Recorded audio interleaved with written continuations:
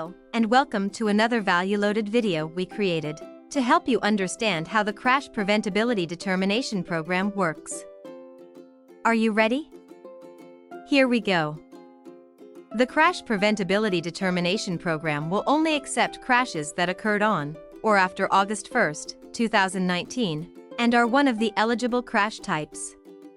FMCSA uses eligibility standards to ensure that crashes can be reviewed and analyzed consistently.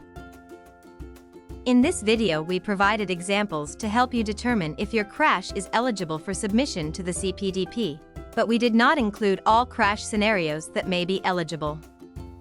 Please remember, if your crash is not eligible under one crash type, it may be eligible under another.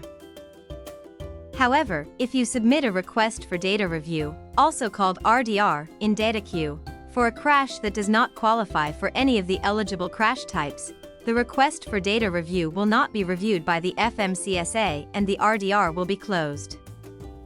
Here are the types of crashes eligible for review in the program. Struck in the rear type of crash is when the CMV was struck in the rear or on the side at the rear. For this crash to be eligible, the vehicle that struck the CMV must have been operating behind the CMV and struck it on the side at the rear of the vehicle, example, at the 5 o'clock or 7 o'clock positions. If the vehicle was hit near the front, it will be considered ineligible. Wrong direction or illegal turns type of crash, when the CMV was struck by a motorist driving in the wrong direction, or by another motorist in a crash when a driver was operating in the wrong direction, or by a vehicle that was making a U-turn or illegal turn.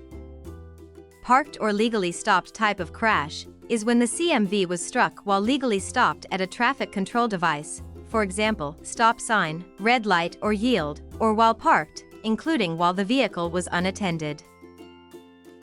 Failure of the other vehicle to stop is a type of crash when the CMV was struck by a vehicle that did not stop or slow in traffic, or by a vehicle that failed to stop at a traffic control device.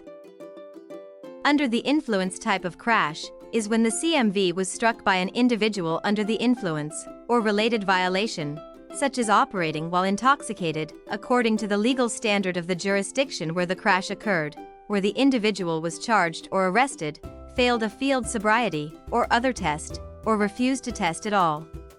Or by another motorist in a crash where an individual was under the influence, or related violations such as operating while intoxicated, according to the legal standard of the jurisdiction where the crash occurred, where the individual was charged or arrested, failed a field sobriety or other test, or refused to test at all.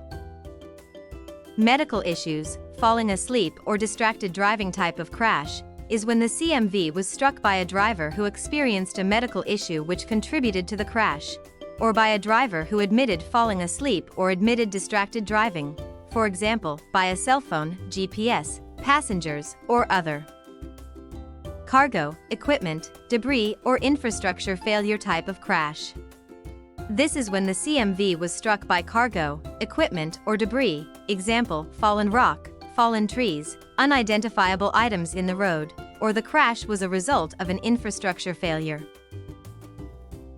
Animal strike type of crash is when the CMV gets struck by an animal. Suicide type of crash is when the CMV struck an individual committing or attempting to commit suicide. Rare or unusual type of crash is when the CMV was involved in a crash type that seldom occurs and does not meet another eligible crash type, for example, being struck by an airplane or a skydiver, or being struck by a deceased driver. Not all crashes are eligible. The eligible crashes are less complex, crash events that do not require extensive expertise to review.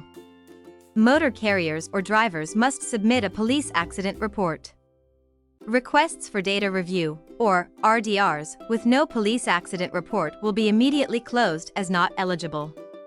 Additionally, drug and alcohol test results, or the required documentation of why the testing did not occur in the required timeframes, must be provided for fatal crashes. FMCSA proposes changes to existing crash types and adds 4 new crash types to expand the CPDP to review even more crashes each year for preventability. These proposed changes are expected to double the size of the current program and provide more data for analysis of the impacts of a carrier's not preventable crashes on its overall safety. FMCSA would analyze these changes to existing crash types and new crash types for 24 months, but may announce changes earlier if certain crash types cannot be consistently reviewed or there is insufficient information to make eligibility and preventability determinations. In addition, the FMCSA proposes to test the following 4 additional crash types. These crashes were submitted during the determination program but did not qualify for one of the current crash types. However, the police accident reports, also known as PARs, especially when paired with other supporting documents, particularly videos, provided sufficient information to potentially reach a preventability determination. These are the proposed crash types. The CMV was struck on the side by a motorist operating in the same direction. Currently, the crash type is limited to side strikes at the very rear of the vehicle, for example, at the 5 o'clock and 7 o'clock points of impact. The CMV was struck because another motorist was entering the roadway from a private driveway or parking lot. The CMV was struck because another motorist lost control of their vehicle. The FMCSA reviewed many PARs that included this information, but were ineligible for the program under the current crash types. Any other type of crash involving a CMV, where a video demonstrates the sequence of events of the crash. The FMCSA believes that the submission of videos could allow it to review crashes that are not in the 21 other types. Comments on the proposed CPDP revisions are opened until June 12, 2023. We hope that the new 4 types get added to the list, because it would be of great help for all motor carriers. We will monitor this topic and will update you as soon as news get out.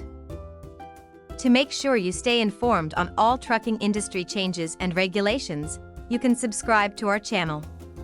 If you need more help, we are just a phone call away. You can reach out to us on the following platforms. Thank you for watching this video, and stay safe.